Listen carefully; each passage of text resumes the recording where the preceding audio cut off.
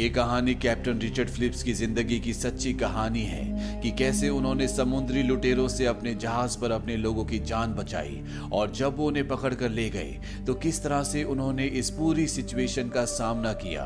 Bollywood silver screen presenting Captain Phillips. कहानी की शुरुआत होती है सोमालिया के बीच से, जहां पर कुछ लोग आते हैं। इन सब के पास गन्स होती है और बीच पर जो लोग रहते हैं वो उनको बोलते हैं कि तुम्हें इस बार समंदर से बड़े जहाज को पकड़ कर लाना होगा। दरअसल ये सब के सब समंदरी लुटेरे हैं। बीच पर रहने वाले लोग भी इनके साथ जाना चाहते हैं क्योंकि यहाँ पर पैसों की बहुत कमी है। यहाँ से दो छोटी बोट्स और एक बड़ी बोट समंदर की तरफ निकल पड़ती है। इन बोट्स में जितने भी पायरेट्स हैं ये समंदर में सभी जहाजों की स्थिति देखते हैं जो सब के सब आसपास होते हैं, यानी कि इन पर हमला करना, इन्हें लूटना नामुमकिन है। तभी इन्हें एक जहाज दिखता है जो इन सब से बहुत दूर होता है और ये जहाज मोम्बासा जा रहा होता है। दरअसल इन पायरेट्स ने, इन लुटेरों ने उस जहाज की कम्युनिकेशन फ्रीक्वेंसी को ट्रैक कर लिया होता है, इसीलिए जहाज से होने वाली हर एक बात को ये सुन सकते हैं और इन्हें पता है कि ये बड़ा जहाज इन्हीं के रूट से आएगा। वहीं दूसरी तरफ उसी जहाज को दिखाया जाता है। ये एक कार्गो शिप है। इस शिप का जो कैप्टन होता है उसका नाम होता है रिचर्ड फिलिप्स। रिचर्ड जानता है कि जिस रूट से उनका शिप जा रहा है वो बहुत खतरनाक है, वहां पर समुद्री लुटेरे होते हैं, इसीलिए वो पहले से अलर्ट होता है। रिचर्ड जब समंदर की तरफ दूरबीन से देखता है तो उससे अपने जहाज की तरफ कोई बड़ी तेजी से आता हुआ नजर आता है, लेकिन इस वक्त वो बहुत दूर होते हैं। पर जब वो रडार में देखता है तो समझ जाता है कि कोई ना कोई उनका पीछा कर रहा है। वो अपने क्रू मेंबर को कहता है कि जहाज को लेफ्ट लो और जब जहाज लेफ्ट जाता है तो वो जो इनका पीछा कर रहे होते हैं वो भी इनके पीछे आना शुरू हो जाते हैं। और यहाँ पर रिचर्ड फिलिप्स समझ जाता है कि ये पायरेट्स हैं, समुद्री लुटेरे हैं जो इनके जहाज को लूटने के लिए आ रहे हैं। और इस बात की इंफॉर्मेशन वो UK maritime trade operation Dubai में देते हैं। ऑपरेटर कहते हैं कि मैंने तुम्हारी कंप्लेन रजिस्टर कर ली है, तुम सारे दरवाजे बंद कर लो, हो सकता है कि वो मछुआरे हो। कैप्टन फिलिप्स ये कहकर फोन काट देते हैं कि वो मछुआरे नहीं हैं। वो एक बार फिर से दूरबीन से उन्हीं बोट्स की तरफ देखते हैं जो कि अब उनसे मात्र 1 मील की दूरी पर है और इस बार वो देख लेते हैं कि इन बोट्स पर जो भी आदमी है उन सब के पास हथियार है, यानी कि अब पूरी तरह से कंफर्म हो चुका है कि ये लुटेरे हैं। वो रेडियो उठाते हैं और पुलिस से कांटेक्ट करने की कोशिश करते हैं। उन्होंने पुलिस से पहले भी कांटेक्ट करने की कोशिश की थी लेकिन उनका कनेक्शन पुलिस से नहीं हुआ और इस बार फिलिप पुलिस को बोलते हैं कि हमारे पीछे 2 बोट्स आ रही हैं जिनमें हथियारबंद लुटेरे हैं, हो सकता है कि इनके पीछे इनकी बड़ी बोट आ रही हो। दरअसल फिलिप्स ये जानते हैं कि जो लुटेरे हैं वो इनकी बात सुन रहे हैं। लुटेरे सारी बात सुन रहे होते हैं और अगले पल फिलिप्स आवाज बदलकर कहते हैं कि 5 मिनट में तुम तक आर्मी का हेलीकॉप्टर मदद के लिए पहुंच जाएगा। दरअसल फिलिप्स का इस बार भी पुलिस से कोई कनेक्शन नहीं हुआ होता। वो खुद ही आवाज बदलकर बोलते हैं ताकि लुटेरों को ये बात पता चल जाए और वो वापस चले जाए। और होता भी ऐसे ही है, दोनों बोट्स में से एक बोट वापस चली जाती है क्योंकि वो अपनी जान का खतरा नहीं लेना चाहते। वहीं पीछे एक और बड़ी बोट होती है जिसमें एक बूढ़ा आदमी होता है, वो भी डर जाता है और इनका पीछा करना बंद कर देता है। पर अब भी एक बोट जिसमें 4 लुटेरे हैं वो लगातार शिप के पीछे जा रहे होते हैं। कैप्टन फिलिप्स कहते हैं कि इन्हें लहरों में उलझाना होगा। वो शिप की स्पीड कम कर देते, उसे राइट और लेफ्ट ले जाते हैं जिससे बहुत बड़ी बड़ी लहरें बनती हैं और लहरों के प्रेशर की वजह से इन 4 लुटेरों की बोट का इंजन खराब हो जाता है। वहीं कैप्टन फिलिप्स का शिप अब इनसे दूर निकल चुका है। रात को यहाँ पर जितने भी क्रू मेंबर्स होते हैं वो सब के सब मिलते हैं। ये आपस में डिस्कस करते हैं कि अगर उन्होंने दोबारा से हमला किया तो हम क्या करेंगे। कैप्टन फिलिप्स कहते हैं कि हम उन्हें रोकेंगे जिस तरह से आज हमने उन्हें रोका था। पर इनमें से एक कहता है कि हमारा काम लुटेरों से लड़ना नहीं है बल्कि शिप को एक जगह से दूसरी जगह तक ले जाने का है। क्यों ना हम शिप को दूसरे रूट से ले जाएं और एक ऐसी जगह पहुंच जाए जहां हम इन लुटेरों की पहुंच से बहुत दूर हो। वैसे भी अगर हम शिप को पूरी स्पीड से चलाएं तो 8 घंटों में हम 100 से 150 मील का सफर तय कर सकते हैं। कैप्टन फिलिप्स सबको समझाते हैं कि अफ्रीका के जिस इलाके में हम इस वक्त हैं यहाँ पर लुटेरों के 5 अलग अलग ग्रुप्स काम करते हैं। हर 300 मील पर हमें लुटेरों का सामना करना पड़ेगा, इसीलिए हमें अपनी सही डेस्टिनेशन यानी कि मोम्बासा की तरफ जाना चाहिए और ये उसी तरफ निकल पड़ते हैं। पर अगली सुबह एक बार फिर से वही लुटेरे जिनकी बोट का इंजन खराब हो गया था वो इनके शिप का पीछा करना शुरू कर देते हैं। कैप्टन फिलिप्स से देख लेते हैं, इसीलिए वो समुद्री पुलिस को कॉल करते हैं और इस बार उनका कनेक्शन मिल जाता है। वो समुद्री पुलिस को बताते हैं कि कुछ लुटेरे हमारे शिप के ऊपर हमला करने वाले हैं समुद्री पुलिस कहती है कि हम जल्दी तुम तक मदद भेजने की कोशिश करेंगे। यहाँ पर कैप्टन फिलिप्स जहाज के चारों तरफ जो पानी के प्रेशर पंप्स होते हैं उन्हें ऑन कर देते हैं ताकि पानी के प्रेशर से लुटेरों की बोट इनके शिप तक ना पहुंच पाए। वो उन पर हमला भी करते हैं लेकिन उस हमले से वो बच जाते हैं और अब चारों लुटेरे इनके शिप के ऊपर पहुंच चुके हैं। कैप्टन फिलिप्स समझ जाते हैं कि उनका जहाज अब उनके कब्जे में है, इसीलिए टेलीफोन से वो अपने लोगों को अनाउंस करते हैं कि सब के सब नीचे इंजन रूम में छुप जाएं। मैं नहीं चाहता कि कोई भी बंदी बने जब तक मैं बाहर निकलने से पहले एक पासवर्ड सपर टाइम ना बोलूं, कोई भी बाहर नहीं निकलेगा। और अब यहाँ पर वो चारों लुटेरे पहुंच जाते हैं जो कैप्टन फिलिप्स को और उनके 2 लोगों को बंदी बना लेते हैं। इनका जो सरदार होता है उसका नाम म्यूसा होता है। वो कैप्टन फिलिप्स को कहता है तुम्हें डरने की जरूरत नहीं है, हम यहाँ किसी को मारने नहीं बल्कि सौदा करने के लिए आए हैं। कैप्टन फिलिप्स इन सभी लुटेरों को बताते हैं कि इस पूरे शिप में सिर्फ खाने पीने का सामान और डॉक्यूमेंट्स हैं, हमारे पास मात्र $30,000 हैं, अगर तुम चाहो तो पैसा लेकर तुम यहाँ से जा सकते हो। लुटेरों का सरदार म्यूसा कहता है कि हम भिखारी नहीं हैं, तुम अपने सभी साथियों को ऊपर डेक पर बुलाओ। कैप्टन फिलिप्स फोन से अनाउंसमेंट करते हैं कि सब के सब ऊपर आ जाओ, लेकिन उन्होंने पासवर्ड नहीं बोला होता यानी कि सपर टाइम, इसीलिए कोई भी नहीं आता। साथ ही नीचे से शिप को भी बंद कर दिया जाता है और जब शिप बंद हो जाता है तो यहाँ पर लुटेरों का सरदार म्यूसा कहता है कि ये बंद कैसे हो गया। कैप्टन फिलिप्स कहते हैं कि हमने इसे बहुत स्पीड से चलाया था, इसीलिए शायद इसमें कुछ खराबी आ गई। यहाँ पर लुटेरे एक बार फिर से अनाउंसमेंट करते हैं। वो कहते हैं कि नीचे जितने भी लोग हैं अगर जल्द से जल्द ऊपर ना आए तो हर 1 मिनट में हम तुम्हारे एक आदमी को मार देंगे। पर इस बार भी कोई ऊपर नहीं आता क्योंकि ये कैप्टन फिलिप्स के ऑर्डर थे, जब तक वो पासवर्ड नहीं कहेंगे सपर टाइम कोई भी बाहर नहीं आएगा। वो म्यूसा को अपने लोगों को ना मारने के लिए कन्विंस भी कर लेते हैं। म्यूसा कहता है कि मैं नीचे जाकर चेक करना चाहता हूँ। दरअसल वो सभी लोगों को ढूंढ कर ऊपर लेकर आना चाहता है। कैप्टन फिलिप कहते हैं कि ठीक है, नीचे इमरजेंसी लाइट ऑन है, अगर वो बंद हो गई तो हमें वहां कुछ भी नहीं दिखेगा, हमें ध्यान रखना है कि वो बंद ना हो। और ये कहते हुए उनके हाथ में जो वॉकी टॉकी होता है वो उसका बटन ऑन कर देते हैं। इसीलिए नीचे इंजन रूम में जितने भी लोग छुपे होते हैं वो सब के सब ये बात सुन लेते हैं। वो समझ जाते हैं कि उन्हें इमरजेंसी लाइट को बंद करना होगा, नहीं तो वो लोग यहाँ पर आकर इन्हें ढूंढ लेंगे। इनमें से एक आदमी जनरेटर बंद करने के लिए निकल जाता और दूसरा पानी लेने के लिए। वहीं दूसरी तरफ कैप्टन फिलिप्स, म्यूसा और एक और आदमी, ये तीनों के तीनों नीचे आना शुरू करते हैं। कैप्टन फिलिप्स जानबूझकर उसे उस जगह ले जा रहा होता है जहाँ पर वो नहीं है, पर म्यूसा वहीं पर लगे हुए एक मैप को देख लेता है जिससे उसे पता चलता है कि इंजन रूम सबसे आगे है। वो फिलिप्स से कहता है कि मुझे सबसे पहले इंजन रूम में जाना है क्योंकि सारी खराबी, सारी गड़बड़ी वहीं से हुई है। फिलिप्स कहता है कि ठीक है, लेकिन सबसे पहले हमें पीने के लिए पानी लेना होगा क्योंकि वहां पर लाइट नहीं है और इंजन रूम बहुत ज्यादा गर्म होगा। अब ये तीनों के तीनों नीचे पानी लेने के लिए जाते हैं। वहां पर पहले से वो आदमी होता है जो पानी लेने के लिए यहाँ पर आया होता है। फिलिप्स उसे देख लेता है, वो कोल्ड स्टोरेज के अंदर छुपा होता है जहाँ पर अंधेरा भी होता है। और जब म्यूसा का आदमी अंदर आ रहा होता है, फिलिप्स उसे कहता है कि तुमने पैरों में कुछ भी नहीं पहना, तुम्हें चोट लग सकती है।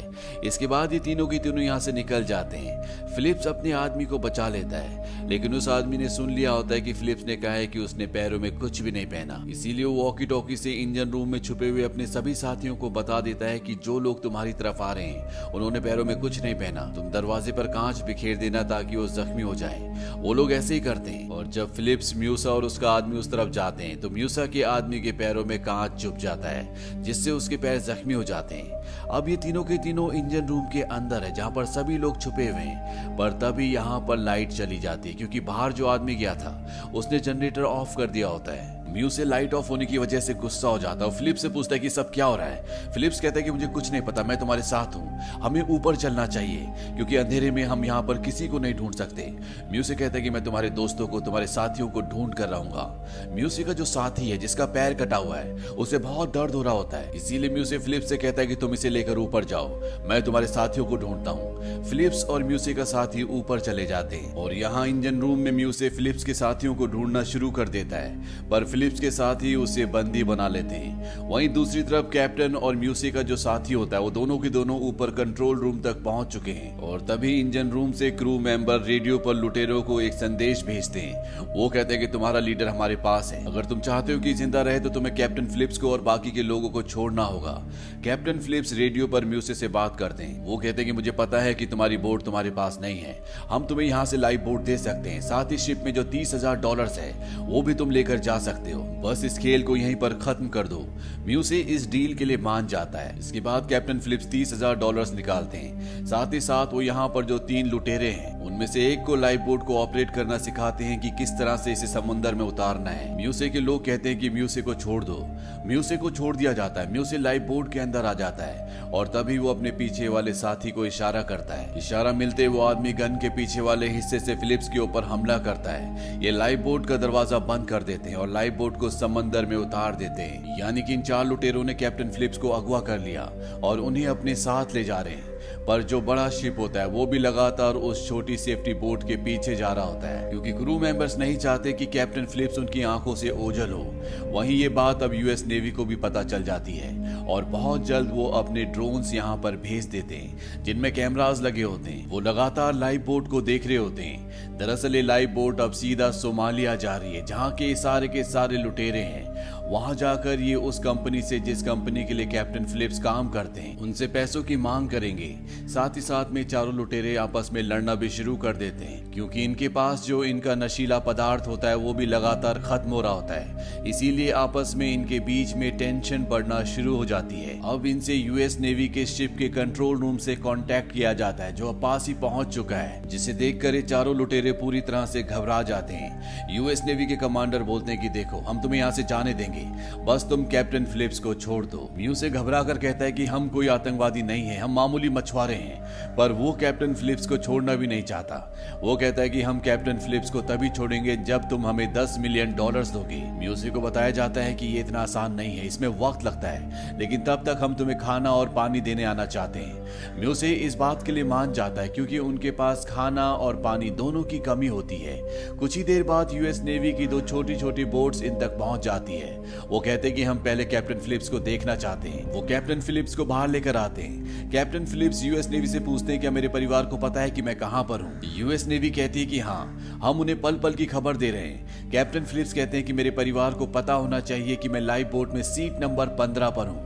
दरअसल ये एक तरह से यूएस नेवी को इंडिकेशन होता है कि वो लाइफ बोट के अंदर सीट नंबर 15 पर बैठे हुए हैं। वहीं म्यूसे का साथी जब देखता है कि म्यूसे लगातार नेवी वालों से बात कर रहा है, तो वो कैप्टन फिलिप्स के कान के पास गोली चलाता है और म्यूसे को अंदर आने के लिए बोलता है। वो कहता है कि तुम्हें उनसे ज्यादा बात करने की जरूरत नहीं है। यहाँ पर जब नेवी वाले गोली की आवाज सुनते हैं तो वो अपनी बोट्स को वापस बुला लेते हैं। इसके बाद एक बार फिर से म्यूसे को रेडियो पर कॉल किया जाता है, ये जानने के लिए कि कैप्टन फिलिप्स ठीक है कि नहीं। कैप्टन फिलिप्स कहते हैं कि मैं ठीक हूँ। यहाँ पर अब रात हो जाती है और बहुत जल्द अब ये सोमालिया पहुंच जाएंगे।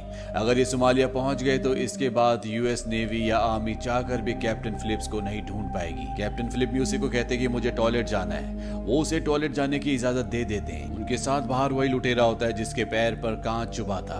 कैप्टन फिलिप्स उसे पानी में धक्का देते हैं और खुद भी पानी में दूसरी तरफ कूद जाते हैं। वो अपने बड़े बड़े यूएस नेवी के शिप्स की तरफ बढ़ना शुरू कर देते हैं। वहां पर यूएस नेवी को पता चल जाता है कि पानी में कोई 2 लोग कूदे हैं, लेकिन अंधेरा होने की वजह से वो कंफर्म नहीं कर पाते। और इससे पहले कि यूएस नेवी कोई एक्शन ले पाती या कैप्टन फिलिप्स तक पहुंच पाती, म्यूसे लाइफ बोट लेकर उस तक पहुंच जाते हैं और एक बार फिर से वो कैप्टन फिलिप्स को पकड़ लेते हैं। पर अब यहाँ पर हेलीकॉप्टर से यूएस सील भी पहुंच चुकी है, जो चारों तरफ से इनकी लाइफ बोट को घेर लेती है। इन्हें बताया जाता है कि तुम चाहे कुछ भी कर लो, तुम्हें सोमालिया नहीं जाने दिया जाएगा। अगर तुम कैप्टन फिलिप्स को छोड़ देते हो तो हम तुम्हें यहाँ से जाने देंगे।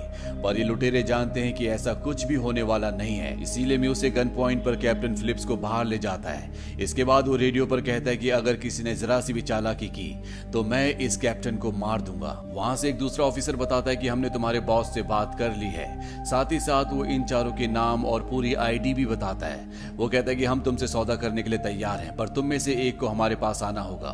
म्यूसे वहां जाने के लिए तैयार हो जाता है। अगले पल यहाँ पर यूएस नेवी की 2 बोट्स आ जाती हैं और वो लुटेरों की लाइफ बोट पर एक रस्सी बांध देते हैं ताकि इनकी बोट उनके कंट्रोल में रहे। साथ ही साथ वो इनकी बोट पर एक डिवाइस भी लगा देते हैं ताकि जो भी ये बातें अंदर करे वो सब के सब ये सुन सकें। यूएस नेवी वाले कैप्टन फिलिप को पहनने के लिए एक ड्रेस देते हैं और कहते हैं कि तुम अपनी जगह पर वापस बैठ जाना, और म्यूसे को यहाँ से लेकर चले जाते हैं। इसके बाद बचे हुए 3 लुटेरों की लाइफ बोट की तरफ बड़ी बड़ी लाइट्स जला दी जाती हैं, जिससे उन्हें आगे कुछ भी नहीं दिखता। और सामने यूएस आर्मी के शिप पर जो स्नाइपर्स होते हैं वो इन्हें निशाने पर लेने की कोशिश करते हैं, पर सब के सब निशाने पर नहीं आते।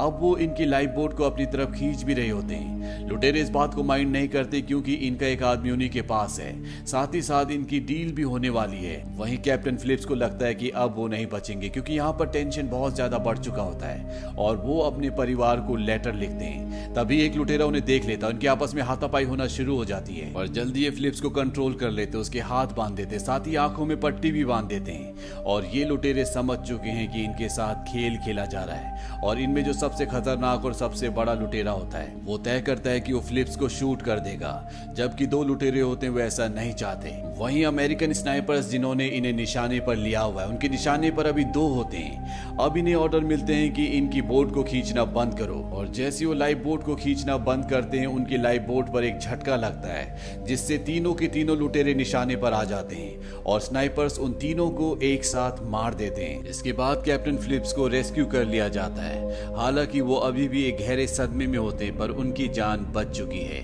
इसी के साथ ये कहानी खत्म हो जाती है। म्यूसे जिसे यूएस नेवी ने पकड़ लिया था उसे 33 सालों की सजा दी जाती है। आज भी वो जेल में है। ये कैप्टन रिचर्ड फिलिप्स की जिंदगी की सच्ची घटना है जो सन 2009 में घटी थी और सन 2013 में इस पर फिल्म बनी थी कैप्टन फिलिप्स। IMDb पर इस फिल्म की रेटिंग है 7.8। इस फिल्म का बजट था $55 मिलियन और बॉक्स ऑफिस पर इसने कमाई की थी $220 मिलियन की। उम्मीद करते हैं कि सच्ची कहानी आपको पसंद आई होगी।